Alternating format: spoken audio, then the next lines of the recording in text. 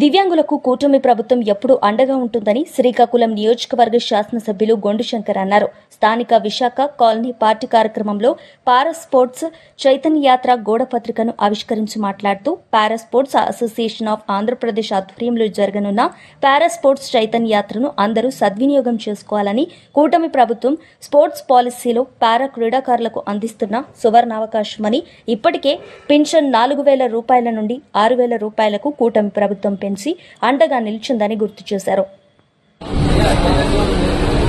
కూటమి ప్రభుత్వం ఏర్పాటైన తర్వాత దివ్యాంగుల కోసం పారా స్పోర్ట్స్ లో కోటా కింద వీటి ఉద్యోగాల కల్పనలో కూడా 3% ఇవ్వడం జరిగింది.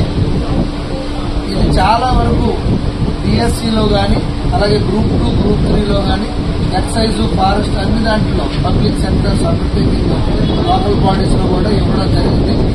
సో ఇది చాలా ఉపయోగం. డైరెక్ట్ గా ఎంతో మందికి జాబుల అవకాశాలు ఉన్నాయి.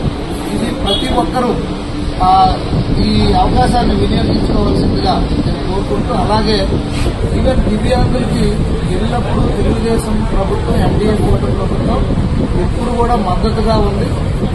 ఇప్పుడు పెన్షన్ కూడా 3,000, 6,000 రూపాయలు చేయడం కూడా జరిగింది. అలాగే 90% దాటే వరకు 10,000 కూడా ఇస్తున్న పరిస్థితిలో ఇస్తున్నాం. సో తప్పకుండా ఈ స్పోర్ట్స్ కోట ఏదైతే 3% ఇచ్చామో, ఇది పారా స్పోర్ట్స్ వారికి, దివ్యాంగులకి అందరూ ఇది వినియోగించుకోవాల్సిందిగా నేను కోరుకుంటున్నాను. గౌరవ ముఖ్యమంత్రి వారికి, ఉప ముఖ్యమంత్రి వారికి, అలాగే లోకేష్ గారికి, స్పోర్ట్స్ మినిస్టర్ గారికి అందరూ కూడా పేరు పేరున నమస్కారం.